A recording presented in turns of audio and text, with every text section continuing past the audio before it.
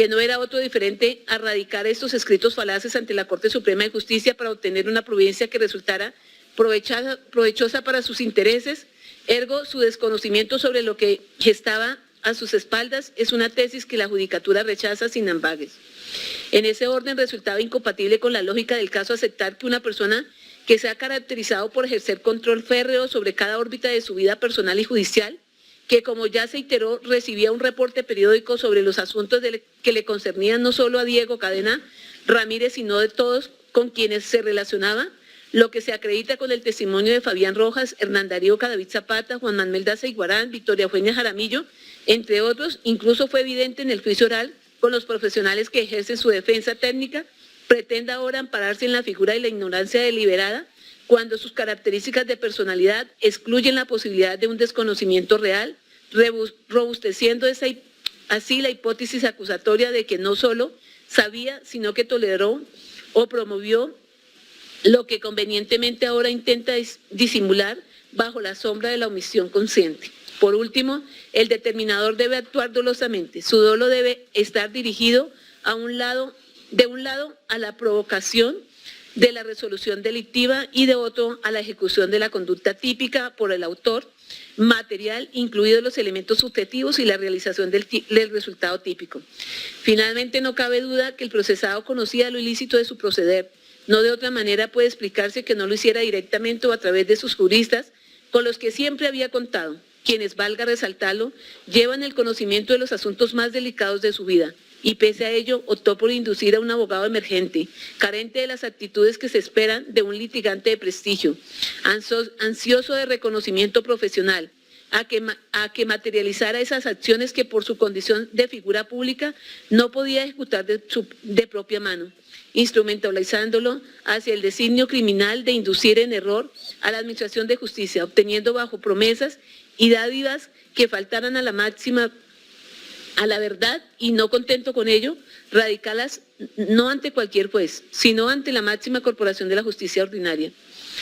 A modo de colofón, se ha evidenciado que aquel que se presentó como víctima de un elaborado complot presuntamente orquestado por Iván Cepeda Castro, Juan Guillermo Monsalve Pineda, Pablo Hernán Sierra García, Carlos Enrique Vélez Ramírez, Iván Velázquez Gómez, Eduardo Montelegre Linet, Jorge Perdomo Torres, José Luis Barceló Camacho, César Augusto Reyes, Piedades Neda Córdoba Ruiz, a través de la manipulación de testigos, ofrecimientos indebidos y construcción de relatos falsos, en un giro probatorio terminó develando el verdadero arquitecto de esa misma estrategia que se denunció, una maniobra que a la inversa atribuyó a sus contradictores cuando él mismo la ejecutaba desde las sombras en una suerte de espejo distorsionado, donde el victimario se disfrazaba de víctima. Así las cosas, se concluye, se ha acreditado más allá de duda razonable que Álvaro Uribe Vélez determinó dolosamente a Diego Javier Cadena Ramírez en la ejecución de los delitos de soborno en actuación penal en concurso homogéneo y fraude procesal en concurso homogéneo.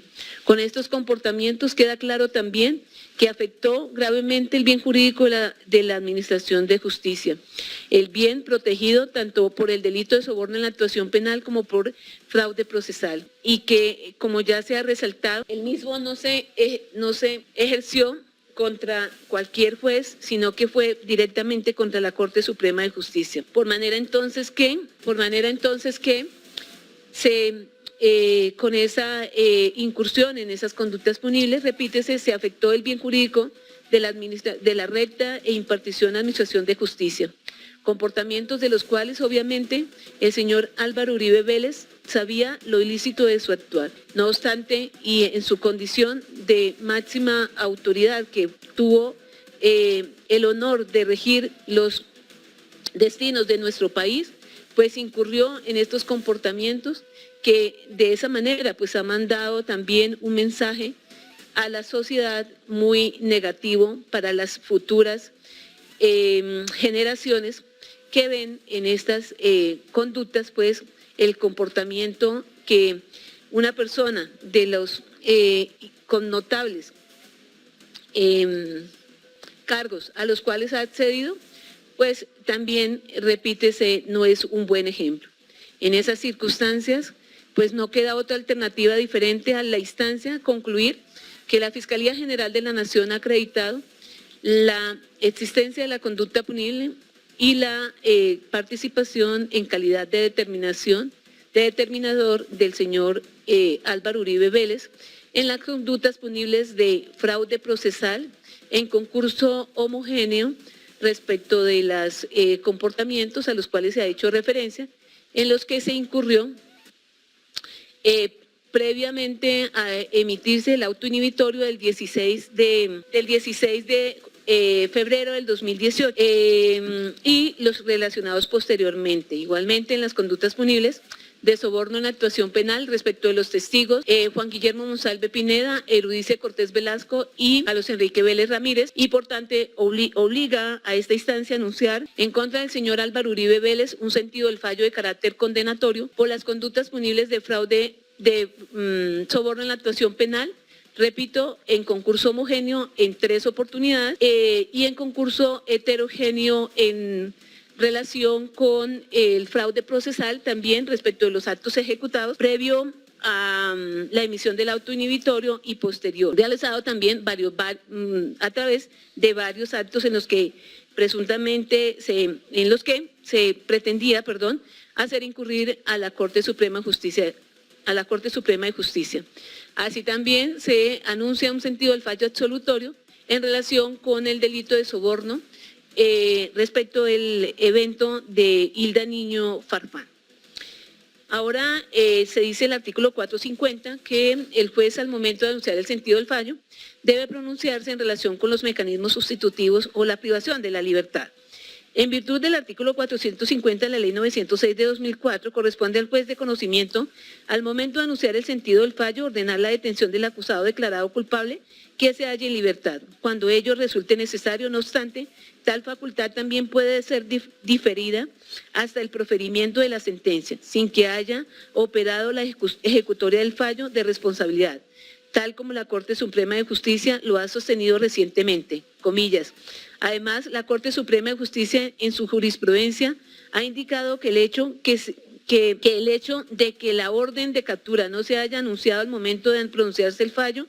no impide que dicha orden sea emitida en la sentencia cuando la condena sea por pena privativa de la libertad y no se concedan subrogados penales. Así lo estableció en varias sentencias en las que reafirma que la ejecución de la pena y las órdenes relacionadas con ella deben ser cumplidas sin dilación para garantizar la efectividad de la sentencia condenatoria. Se ha subrayado que si el juez no ordena la captura de inmediato, esta debe ser dispuesta por el Tribunal de Apelación sin que el recurso suspensivo pueda afectar el inicio de la ejecución de la pena. Por mandato del anterior precepto, se hace necesario que los jueces observen que, en los términos de la Ley 906 de 2004, la ejecución de la sentencia y las órdenes que en ella se impartan, especialmente cuando se condena a un procesado a pena privativa de la libertad y se le nieguen subrogados u penas sustitutivas, resulta imperativo que la privación de la libertad se ordene en el mismo momento en que se anuncia el sentido del fallo. Dicho en otras palabras, cuando un acusado en contra de quien se anuncia un fallo de condena que conlleva la imposición de una pena privativa de la libertad cuya ejecución no tiene que ser suspendida, los jueces deben cumplir la regla general consistente en disponer su captura inmediata para que empiece a descontar la sanción impuesta y si tal mandato lo incumple el ACU, se debe impartir el correctivo por el AQUEN, cierra comillas, de tal suerte que la instancia definirá la definición de emitir o no orden de encarcelamiento respectiva, basándonos en 2 hechos, a saber, inicialmente para permitir a las partes e intervinientes especiales intervenir en el traslado del artículo de que trata el artículo 447 del Estatuto Rituario y que se puedan tener las condiciones individuales, familiares, sociales, modo de vivir, antecedentes de todo orden del señor Álvaro Uribe Vélez. Asimismo, la probable determinación de la pena aplicable y la concesión de subrogados, porque tal como lo ha decantado la Corte en recientes pronunciamientos, tal postura puede resultar mayormente garantista, toda vez que en las estimaciones de los sujetos procesales puede dotar de mayores insumos a la judicatura y adoptar una decisión acorde con los petitum elevado. Así se ha pronunciado la Corte Suprema de Justicia en la SU 220 del 2024. Además, de otro lado, el segundo aspecto a evaluar es que por las conductas por las que se profiere condena, contra Uribe Vélez, esto es soborno en la actuación penal y fraude procesal, cuya punición parte de un monto superior a 4 años e inferior a 8, en tanto el acusado indistintamente de la pena que se impondrá, se hace merecedor de la prisión domiciliaria como sustitutiva de la pena de prisión, acogiendo la pacífica postura del alto cuerpo colegiado que sobre el particular ha establecido. Tal razonamiento, comillas, no sobra precisarlo. Consulta la posición pacífica de esta sala, plasmada en el auto AP 3498 del 2023, en el que se reiteró lo expuesto en la SP 3050 del 27 de julio del 2021, radicado 58743. En realidad, la interpretación sí parte de un error porque dicha norma, el artículo 38B del Código Penal, prevé que el referente para establecer si se cumple el presupuesto objetivo del sustituto penal no es el monto de la pena efectivamente impuesta, sino el de la prevista legalmente. La postura de la censora deviene entonces de una incorrecta intelección del citado canon, porque considera que para otorgar la prisión domiciliaria resulta suficiente que la pena infligida en la sentencia no supere los 8 años de prisión. Sin embargo, la citada disposición no demanda tal postulado y por el contrario es clara al sostener que el guarismo a analizar es la pena mínima fijada en la ley para el delito por el cual se da la declaratoria de responsabilidad, es decir, resulta irrelevante el monto de la sanción privativa de la libertad, individualizado o finalmente impuesto, cierra comillas. Así las cosas, entonces, anunciado el sentido del fallo, señora fiscal, tiene usted el uso de la palabra para que se pronuncie en relación con las circunstancias de tener en cuenta el momento de dosificar la pena y conceder los mecanismos de sustitutivos de la pena privativa de la libertad, conforme al artículo 447. Gracias, su señoría. Conforme al traslado y escuchado el sentido de fallo, efectivamente el mismo señala la ley 906, lo es con el fin inicial de señalar las condiciones individuales, familiares, sociales, modo de vivir y antecedentes del culpable. Frente a este aspecto, como lo ha señalado usted, ante la renuncia al derecho de guardar silencio por parte de la persona aquí acusada, Álvaro Uribe Vélez, las mismas son conocidas ampliamente. Frente a la probable determinación de la pena, su señoría, tenemos que efectivamente su sentido de fallo lo es por un concurso de conductas punibles, soborno en la actuación penal,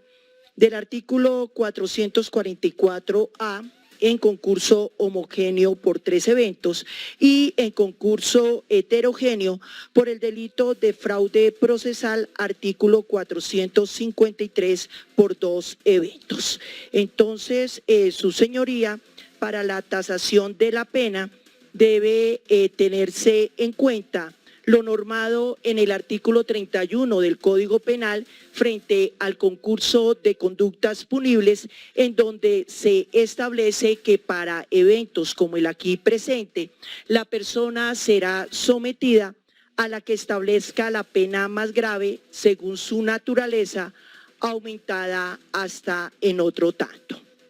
Y para la individualización de la pena, su señoría, debemos tener igualmente que fueron establecidos y probados en este juicio las circunstancias de menor punibilidad del numeral primero del artículo 55 y las de mayor punibilidad del artículo 58, posición distinguida, numeral noveno, y la coparticipación del numeral 10º. Y esos aspectos son fundamentales con base en lo normado en los parámetros del artículo 60 y 61 del Código Penal, en donde al momento de individualizar la pena se establecen los cuartos punitivos en los cuales debe ubicarse su señoría. Tanto el delito de soborno en la actuación penal como fraude procesal establecen unos parámetros de la pena de prisión de 6 a 12 años, una pena de multa que es mayor para el delito de soborno en la actuación de 50 a 2.000 salarios mínimos legales mensuales mientras que para el fraude procesal es de 200 a 1.000 salarios mínimos legales mensuales. Así las cosas, como le establece el artículo 61 del Código Penal, al concurrir circunstancias de menor punibilidad, una, y dos, circunstancias de mayor punibilidad, legalmente corresponde la fijación de la pena en los cuartos medios, que una vez realizado los cálculos correspondientes corresponden a lo siguiente. La pena para los dos delitos, soborno en la actuación penal y fraude procesal, van de 6 a 12 años, lo que es lo mismo de 72 meses a 126 meses. Fijado el ámbito punitivo correspondiente, tenemos que los cuartos medios tienen una movilidad entre 90 meses más un día hasta 126 meses.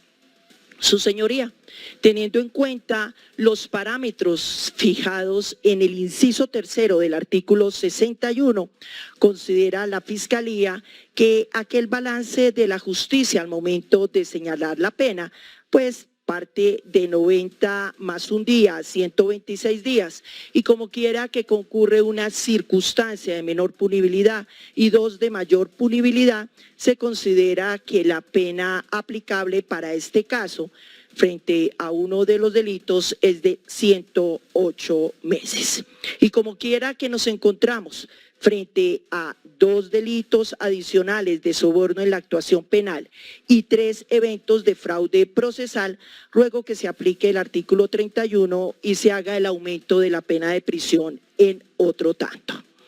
Frente a la pena de multa, al hacer el mismo ejercicio de cuartos punitivos, tenemos que frente al soborno en la actuación penal, ese equilibrio de la balanza que se considera conforme al inciso tercero del artículo 61 sería de 1.025 salarios mínimos legales mensuales, mientras que para el fraude procesal sería de 600 salarios mínimos legales mensuales, por lo que la ponderación sería en aumentar otro tanto sin ser superior a los 600 salarios mínimos legales, es decir, de 1.025 aumentar máximo 600 salarios mínimos legales.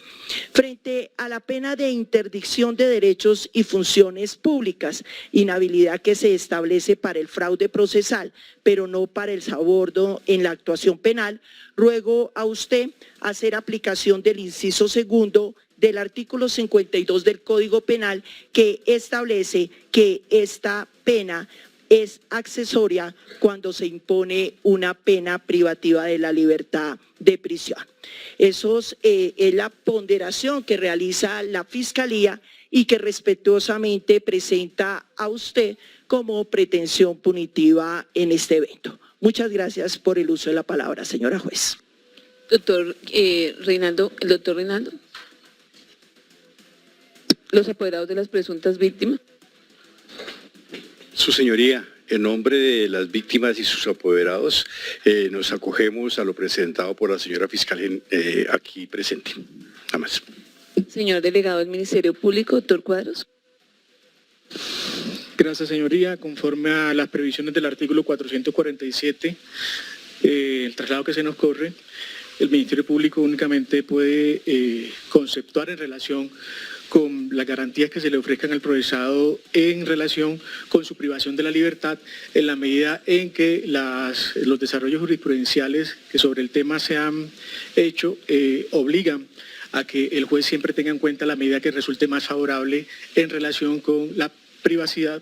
de la libertad y su proporcionalidad frente a la pena que se va a imponer. En este sentido, como usted misma lo ha venido reseñando desde el inicio de esta diligencia a tempranas horas, el comportamiento del procesado ha sido el de su vinculación con el orden de la audiencia, ha participado de la gran mayoría de ellas, así lo ha hecho de forma presencial y virtual, dadas las autorizaciones que usted misma ha concedido, y en relación con los presupuestos para que sea concedida la prisión domiciliaria, usted misma ha hecho alusión a que por el quantum de pena, que es el fijado en la ley, más no es el que efectivamente se imponga, se haría merecedor a esa privación en esas condiciones. Por último, tener en cuenta los precedentes también que exigen o que habilitan al juez para que esas determinaciones se puedan adoptar en el curso de la sentencia y no desde el anuncio del fallo, aunque es posible, pero también la otra forma es viable según la favorabilidad que ha encontrado la Corte Suprema de Justicia. Muchas gracias, señora juez. Doctor Jaime Enríquez. Indicarle que, descorriendo el traslado del 447, es claro que se mantiene incólume la presunción de inocencia hasta no mediar una decisión condenatoria que tenga firmeza jurídica. Teniendo en cuenta el carácter rector del artículo 7º, que usted además citó en el transcurso de la audiencia de hoy, pues, rige para todo el procedimiento y eso cubre la etapa en que nos encontramos. Es decir, que a pesar de su sentido del fallo condenatorio en lo que se relaciona con el soborno de actuación penal en un concurso de 3 eventos que usted analizó y otro en concurso homogéneo y otro heterogéneo en relación con el fraude procesal y la absolución en relación con el soborno de simple en el caso del evento de Isla Niño. Y entiendo que también la absolución en relación con el caso del episodio de Pacho Cundinamarca de Jalito Mosquera, que aunque no lo expresó así con toda claridad, lo entiendo derivado de su argumentación, pues no es menos cierto que a pesar de ello se mantiene esa presunción de inocencia. Y eso le da sentido, de todas maneras, que como lo ha dicho la jurisprudencia de la Corte Suprema más reciente, que citaré más adelante, se tenga que establecer un criterio de ponderación, de razonabilidad, en donde se privilegie la libertad, ante todo, de quien ha comparecido, como en este caso usted mismo dio cuenta al instalar esta audiencia durante todo este proceso y particularmente además asumiendo directamente no solo su presencia, sino su defensa material, declarando en su defensa y alegando también en este proceso el doctor Álvaro Uribe Vélez. Ahora bien, este artículo 447 establece que se debe analizar, entre otros factores, acerca de las condiciones individuales, familiares, sociales, modo de vida y antecedentes de todo orden. Todo para que, dentro de la filosofía que inspira el artículo 447, que está un poco pensado en lo que en otras latitudes se denomina el informe presentencia, le permita a usted, en esa tarea que tiene que hacer ahora de dosificación punitiva, entrar a analizar estos factores. Ciertamente, en esas consideraciones, su señoría, me parece que aun cuando la señora fiscal ha dicho que por la notoriedad pública del doctor Uribe Vélez y por sus propias declaraciones rendidas en su testimonio en este juicio, ahí se desprenden algunas de esas circunstancias, no es menos cierto que la defensa está habilitada para poder, en un término obviamente breve, razonable, aportar, dado este sentido del fallo y la hora en que nos encontramos, esos elementos que permitan hacer referencia a lo que dicen las voces de este artículo 447, a fin que en la medida en que usted los tenga a su consideración, pueda analizarlo para los efectos de ese ejercicio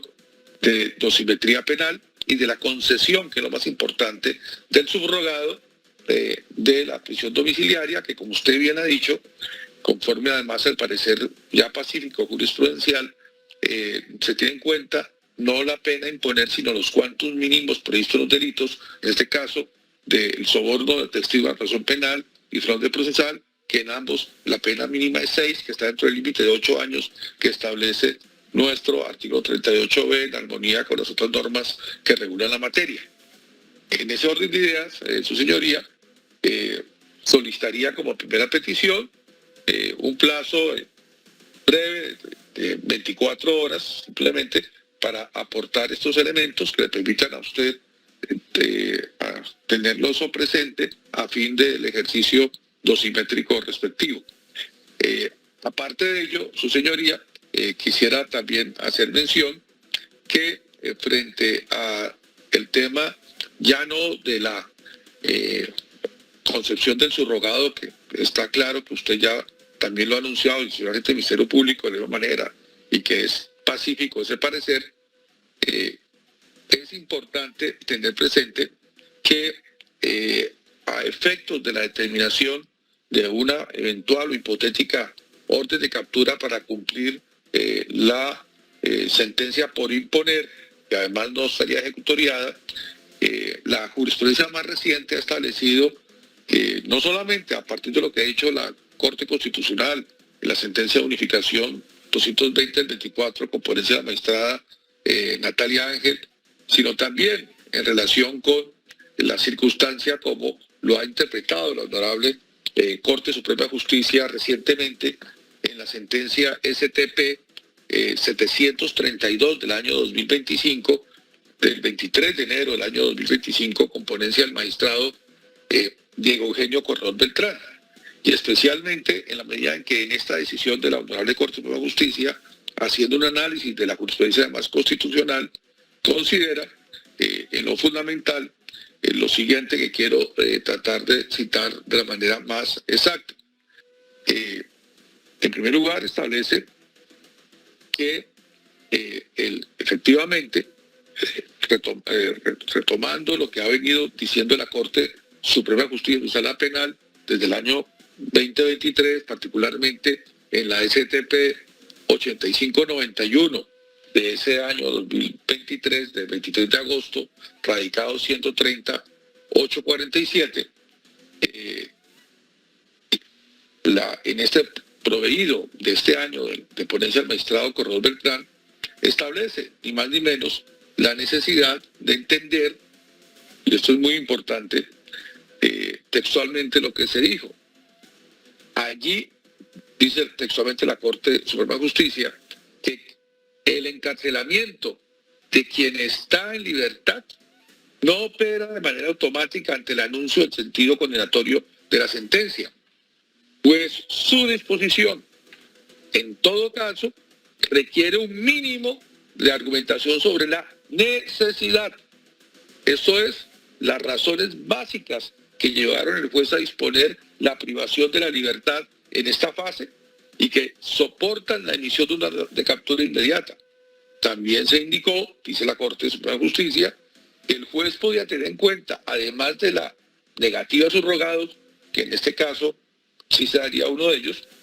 los antecedentes de evasión procesal, de acciones dilatorias, comparecencia forzada o conducción policial, así como el riesgo de la administración de justicia. De manera que, con independencia de las discrepancias en esta materia, frente a la hermenéutica del artículo 450 de la Ley 906 del 2004, concluyó la Honorable Corte Suprema de Justicia que desde este proveído del año 2023 ya citado, ya no resulta procedente ni constitucional la emisión de capturas automáticas e imperativas. Por tanto, en todos los casos se muestra necesario suplir con un estándar mínimo de motivación que ofrezca mayores insumos para debatir sobre la misma y por contera permita en ocasiones no privar la libertad a quien no viene encarcelado por cuenta del proceso, justamente por no hallarse razones para ello. En ese orden de ideas, su señoría, solicito que, descorriendo este traslado al artículo 447, que usted mantenga la situación de libertad del doctor Uribe Vélez como ha venido haciéndolo, porque se ha garantizado todos los fines que procura una medida cautelar,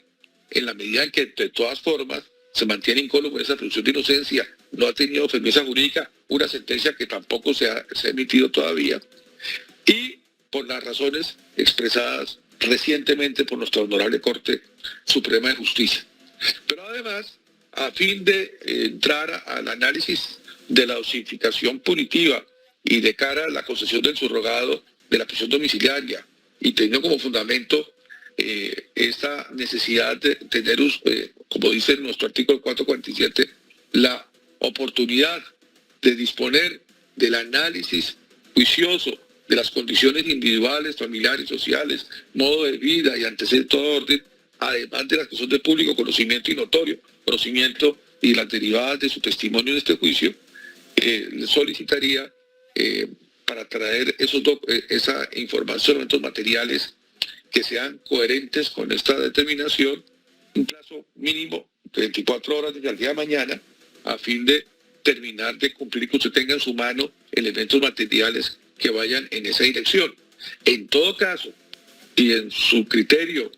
no es necesario esa situación mínima que le solicito, tenga presente lo que dijo la señora fiscal en cuanto al conocimiento que se dio en este juicio, de la carencia de antecedentes penales, que tenga presente los fuertes vínculos y de arraigo que tiene con la comunidad derivado de su actividad profesional como persona dedicada a estar en un emprendimiento en el campo, como lo dijo en su testimonio, de sus vínculos que tiene por ser un líder de una colectividad política que ha fundado, y además de su profundo arraigo familiar en el hogar conformado con su señora esposa, la doctora Lina Moreno, al mismo tiempo que lo que significa de quien se presume inocente, a pesar de su sentido del fallo, significa para la vida social y política de Colombia, en los momentos que vivimos. En ese sentido, teniendo en cuenta estas consideraciones que en este momento, en este traslado, descorre la defensa, le pido que las considere, que dé la oportunidad a la defensa de completar los elementos materiales probatorios que sustentan esta petición y al mismo tiempo de permitir que usted pueda valorarlo para ratificar la clara concesión del subrogado de prisión domiciliaria y en todo caso que se mantenga incólume la privación, el mantenimiento de la libertad que hasta ahora ha tenido el doctor Álvaro Uribe Vélez, en armonía con esa línea jurisprudencial reciente de la Honorable Corte Suprema de Justicia ya mencionada, su señoría. Esa sería en este momento la postulación que realiza la defensa técnica del doctor Álvaro Uribe Vélez. Muchas gracias. Doctor Jaime Enrique, pues sabemos que todos los documentos que se discutan y que se incorporen al proceso pues deben de ser discutidos, pero no considero necesario que nos reunamos nuevamente, los pueda llegar, si la señora fiscal no tiene inconveniente, al correo electrónico, para no tener que reunirnos y de todas maneras, si no tienen inconveniente las demás partes, podríamos evaluar para adoptar la decisión, señora fiscal. De acuerdo, su señoría, considero que la remisión al correo y compartiéndolo a quien le habla sería suficiente garantía para la introducción y el análisis que usted debe realizar. Muchas gracias. Doctor Reinaldo. De acuerdo, su señoría. Doctor Vladimir. Sin ninguna objeción a que se haga de esa forma. Perfecto, entonces, doctor Granados, si le autoriza para que los remita con copia a las demás partes para que no tengamos inconvenientes. Bajo orden, en virtud de nuestra petición, el día de mañana haré a través del correo electrónico de su despacho y con copia a todas las partes intervinientes en la remisión de esos elementos materiales probatorios a fin de completar la información que usted requiera para complementar lo dispuesto en este artículo 447 de la Ley 906/2004. Perfecto, doctor Granados. Entonces también,